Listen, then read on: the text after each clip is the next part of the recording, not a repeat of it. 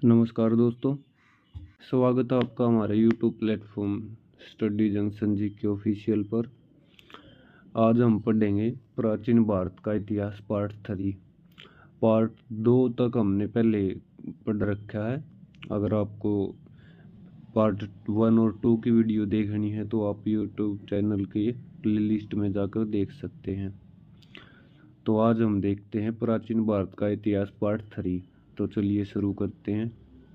पहला क्वेश्चन है, श्रवण बेलगोला में गोमतेश्वर बाहुबली की मूर्ति को किसने बनवाया था? चामुंड राय ने 983 ईस्वी में। जैन धर्म में संलेखना प्रथा है, उपवास द्वारा प्राणों का त्याग। संलेखना विधि से किस मौर्य शासक ने अपना शरीर का त्याग किया था? चंद्रगुप्त मौर्य ने। कर्नाटक के श्रवण बेलगोला में। आजीवक पंथ का प्रवर्तक कौन है? मखली गोसाल।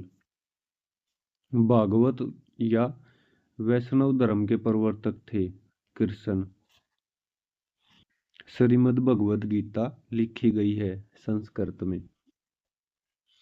गीता का अनुवाद अंग्रेजी में किसने किया? विल्किंस ने। भागवत धर्म से संबंधित प्राचीनतम अभिलेखीय साक्ष्य है हेलियोडोरस का बेसनगर अभिलेख। भक्ति आंदोलन का प्रारंभ किसने किया? अलवर संतों ने।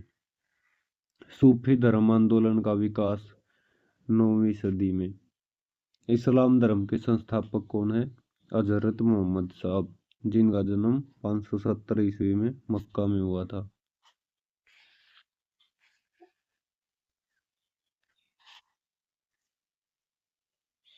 मोहम्मद साहब के पिता का नाम क्या था? अब्दुल्ला। मोहम्मद साहब की माता का नाम अमीना। हजरत मोहम्मद साहब को ज्ञान की प्राप्ति हुई 610 ईस्वी में ईरा नामक गुफा में। हिजरी संवत की शुरुआत कब हुई? 622 ईस्वी में। मोहम्मद साहब की मृत्यु कब हुई? 632 ईस्वी में मदीना में। उनके उत्तराधिकारी कहलाए खलीफा। इस्लाम धर्म का पवित्र ग्रंथ है कुरान।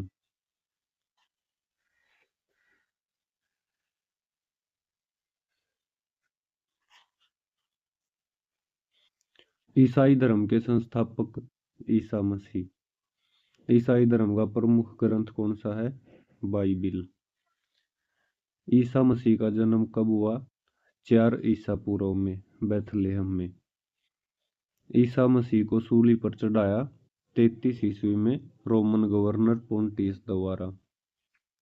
पारसी धर्म के संस्थापक कौन है? पैगंबर जरथरुस्ट। पारसियों का धार्मिक ग्रंथ है जेंद अवेस्ता।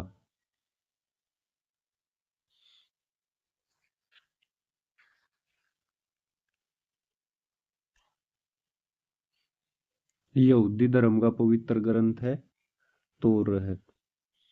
16 महाजनपदों की सूची कहाँ से मिलती है? बौद्ध ग्रंथ, अंगुत्तर निकाय एवं जैन ग्रंथ भगवती सूत्र से। अवंती की राजधानी, ये जो दो अलग अलग है, इनकी राजधानी अलग अलग दे रखी है। अवंती की राजधानी उज्जैन और अंग की राजधानी चंपा थी, जो ये 16 महाजनपद है उनकी राजधानी है। कौशल की राजधानी श्रावस्ती, मल्ल की राजधानी कुशीनारा। वत्स महाजनपद की राजधानी कौशाम्बी और सूरसेन की राजधानी मथुरा। वज्जी की राजधानी वैशाली और गांधार की राजधानी तक्षशिला।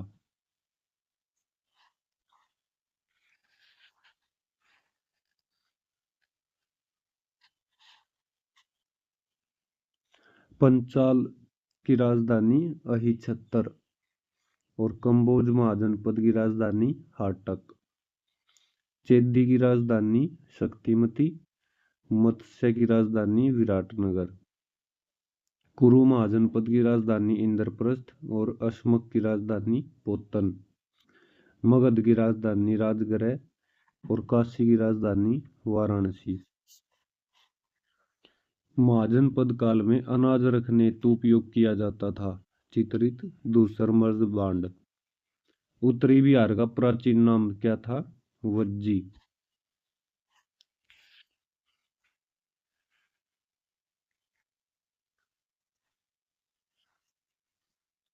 प्राचीन काल में गंगा के दक्षिण क्षेत्र को किस नाम से जाना जाता था? मगध। मगध महाजनपद गिरा था गंगा और सोन नदी से। भारत का प्रथम ऐतिहासिक वंश था आर्यक वंश। मौर्य साम्राज्य की स्थापना से ठीक पहले मगध पर किसने शासन किया था? नंद और हर्यक वंश ने। हर्यक वंश का संस्थापक था बिंबिसार। मगध साम्राज्य की स्थापना किसने करी? बिंबिसार ने।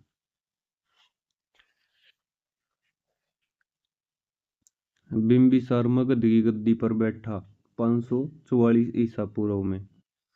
बिंबिसार का राजवैद्य था जीवक। बिंबिसार की हत्या किसने की? अजातशत्रु ने। अजातशत्रु किसका पुत्र था? बिंबिसार का। मगध की प्रथम राजधानी थी गिरिब्रज या राजगृह। पाटलिपुत्र को राजधानी किसने बनाया? उदयन ने।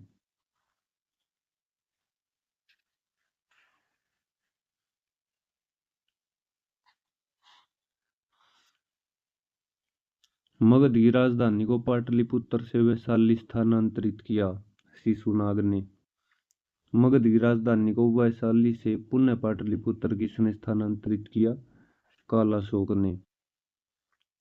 महावीर और गौतम बुद्ध की मृत्यु कब हुई थी? अजातशत्रु के शासनकाल में। अजातशत्रु या कुणिक की हत्या किसने की? उदयन ने। पाटलिपुत्र की स्थापना की थी उदयन ने। पाटलिपुत्र बसा है गंगा और सोन नदी के संगम पर।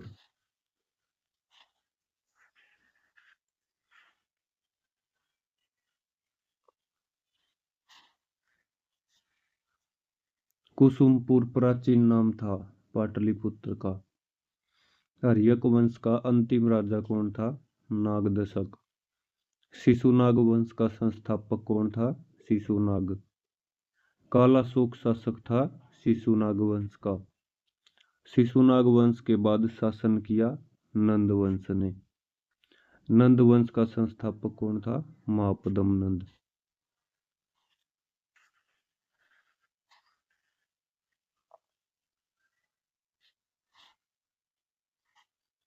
एक राट की उपाधि धारण की महापद्म नंद।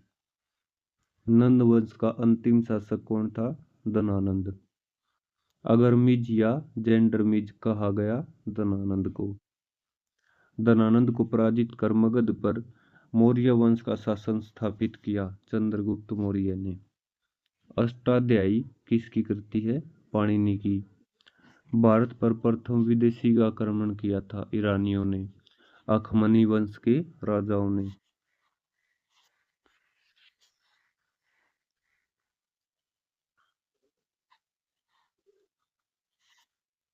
भारत पर प्रथम सफल विदेशी आक्रमण फारसी डेरियस प्रथम ने या दारा प्रथम ने 518 ईस्वी में, 518 ईसा पूर्व में।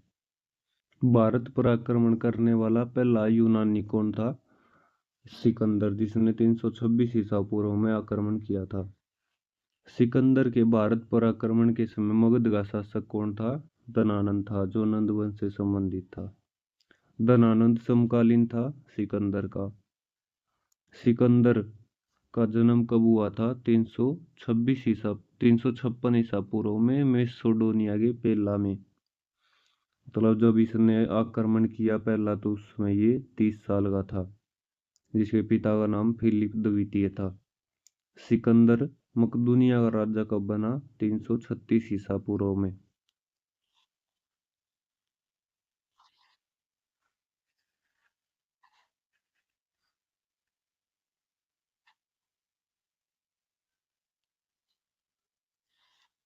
सिकंदर का थल एवं जल सेनापति था।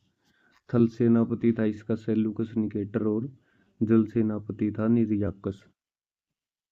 सिकंदर का घोड़ा, उसका क्या नाम था? सिकंदर के घोड़े का? बूका फेला। और इसके गुरु थे अरस्तु। सिकंदर की सेना ने किस नदी को पार करने से इनकार कर दिया था? व्यास या बिपाशा नदी को? सिकंदर और पोरस के बीच का युद्ध कहलाता है हाइडेस्पिज या झेलम का युद्ध या फिर वितस्ता का युद्ध। सिकंदर की मृत्यु कब हुई? 323 ईसा पूर्व में बेबीलोन में। मौर्य वंश का संस्थापक कौन था? चंद्रगुप्त मौर्य।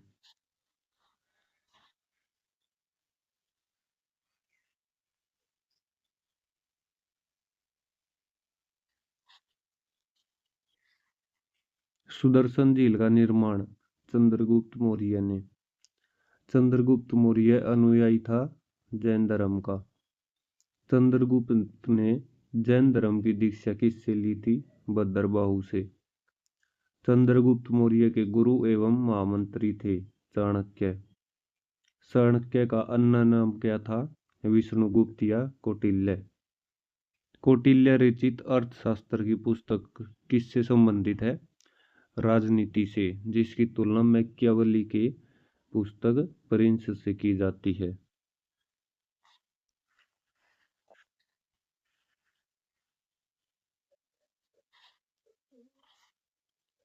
कौटिल्य का अर्थशास्त्र कितने अधिकरणों में विभाजित है? 15। भारत का मुक्तिदाता कहा गया चंद्रगुप्त मौर्य को। भारत का मैकियावेली कहा गया चाणक्य को। चंद्रगुप्त को यूनानियों ने कहा सेंड्रोकोट्स। विशाख दत्त समकालीन थे चंद्रगुप्त मौर्य के।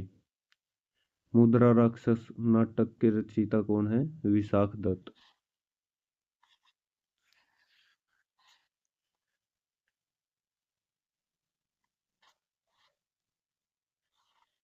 चंद्रगुप्त मौर्य के दरबार में आने वाला प्रसिद्ध यूनानी कौन था? मेगस्थनीज, जिसकी पुस्तक इंडिका है। पाटलिपुत्र के प्रशासन का वर्णन उपलब्ध है मेगस्थनीज की पुस्तक इंडिका में। मेगस्थनीज था सेल्यूकस निकेटर का राजदूत। भारत का दौरा करने वाला पहला विदेशी यात्री कौन था? मेगस्थनीज, जो चंद्रगुप्त मौर्य के समय में आया था। सेल्यूकस को पराजित किया था चंद्रगुप्त मौर्य ने 305 ईसा पूर्व में। चंद्रगुप्त का विवाह हुआ था सेल्यूकस की पुत्री कार्नेलिया के साथ या हेलन के साथ।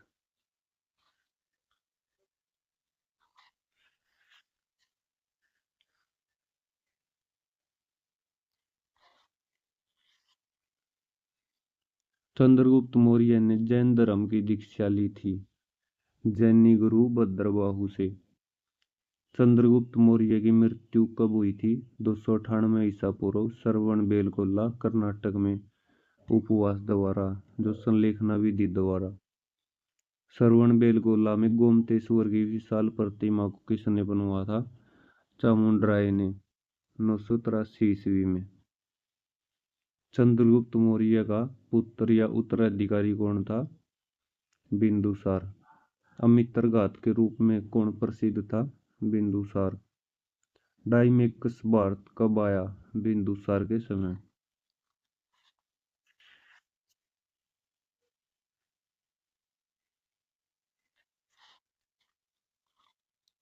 बिंदुसार अनुयायी था आजीवक संप्रदाय का।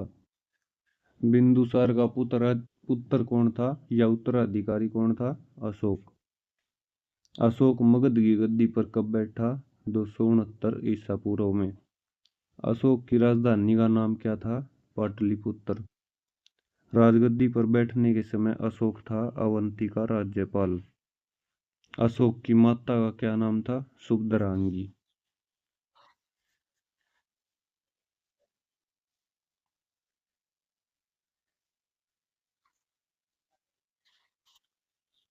शिलालेख का प्रचलन किसने आरंभ किया?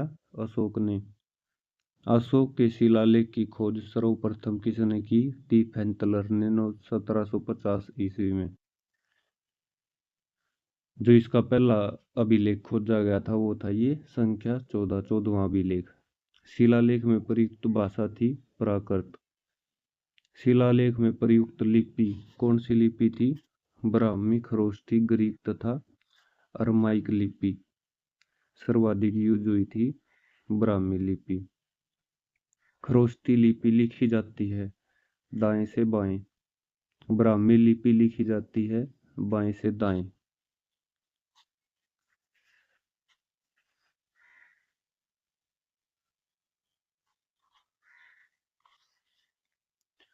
अशोक स्तंभों का मूल उद्देश्य क्या था?